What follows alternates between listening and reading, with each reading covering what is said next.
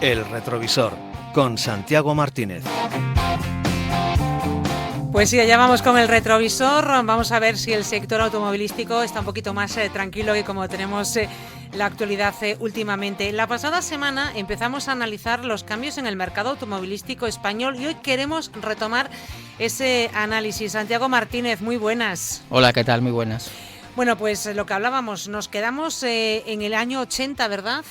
Después de analizar un poco cómo fueron esos primeros años 70, y nos quedamos en el año 80, que es cuando el mercado automovilístico español empieza a liberalizarse. Sí, efectivamente. Habíamos hablado que en el año 79 se decretaba el Plan Sagún, que liberalizaba el mercado automovilístico y de alguna manera permitía una posterior importación, entre comillas, libre de vehículos extranjeros, ¿no? Entonces podemos decir que a partir del año 80 es cuando realmente el mercado empieza a ser libre, ¿no?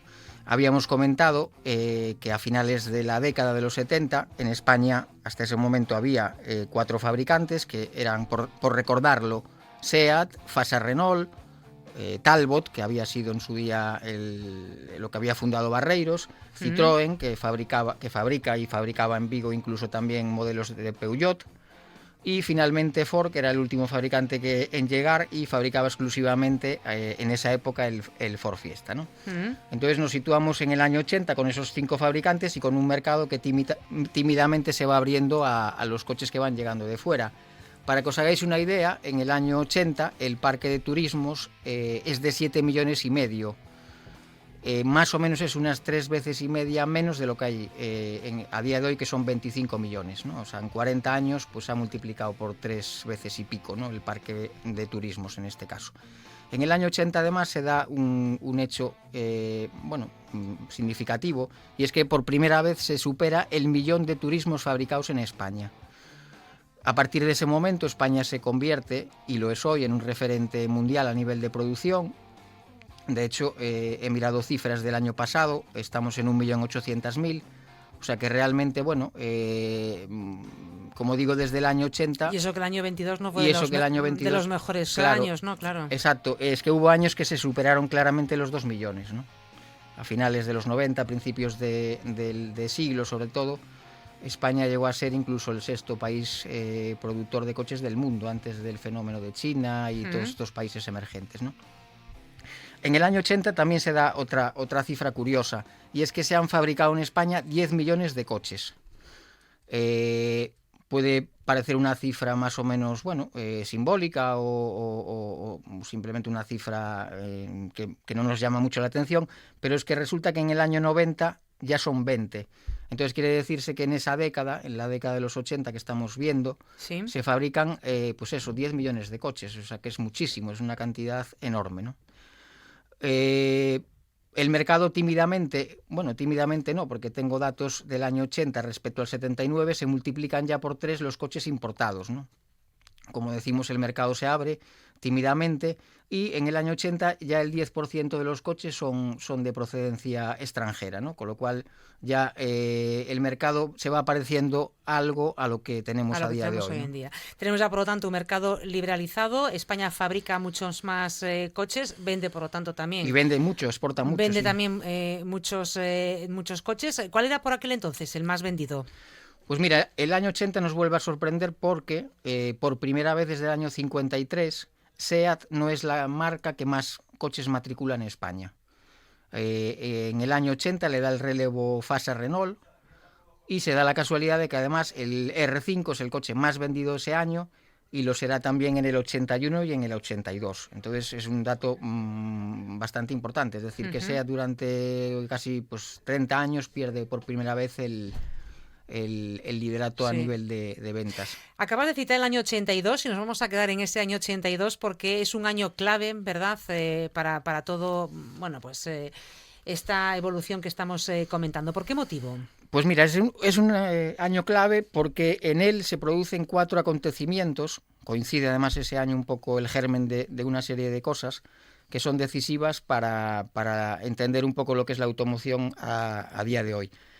En ese año 80, Nissan compra el 60% de Motor Ibérica y por primera vez llega a España un fabricante japonés, los temidos japoneses, ¿no?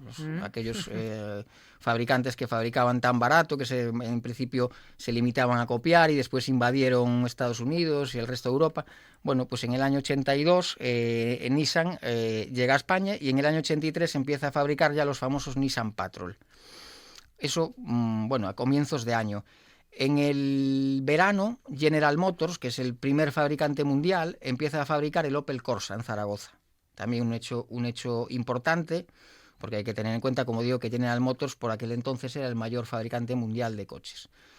Eso más o menos en el verano. Pues en septiembre se produce un acuerdo fundamental entre SEAT y Volkswagen, que más o menos rige, bueno, sí, de alguna manera es el origen de la relación entre ambas marcas. Fue un acuerdo inicialmente puramente comercial, por el cual SEAT desde principios del año 83 traía en exclusiva los modelos de la gama tanto Audi como Volkswagen y se comprometía a fabricar en suelo español los Passat, los Polo y los Santana. Entonces, posteriormente, ya en el año 86, Volkswagen empieza a tomar el control ya económico de la firma y eso ya finaliza en el 90, cuando SEAT ya es totalmente alemana, ¿no?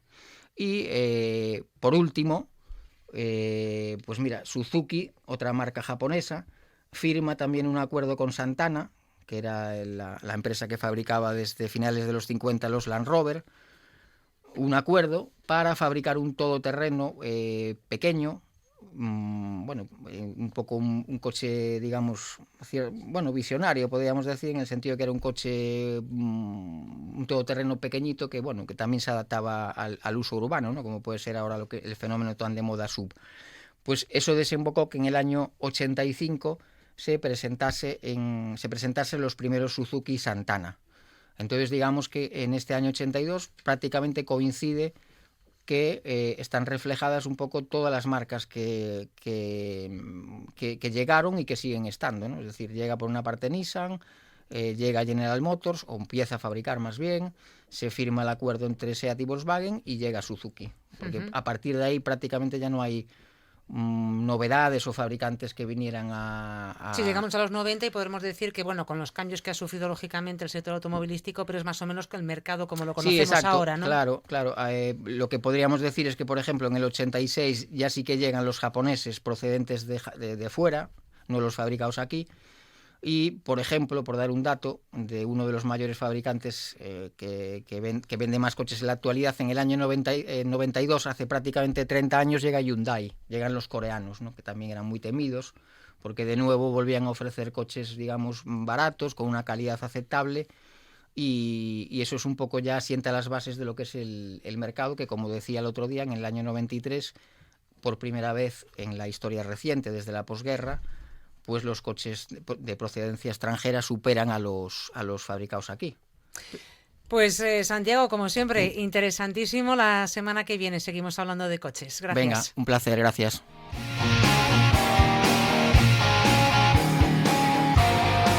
El retrovisor, con Santiago Martínez.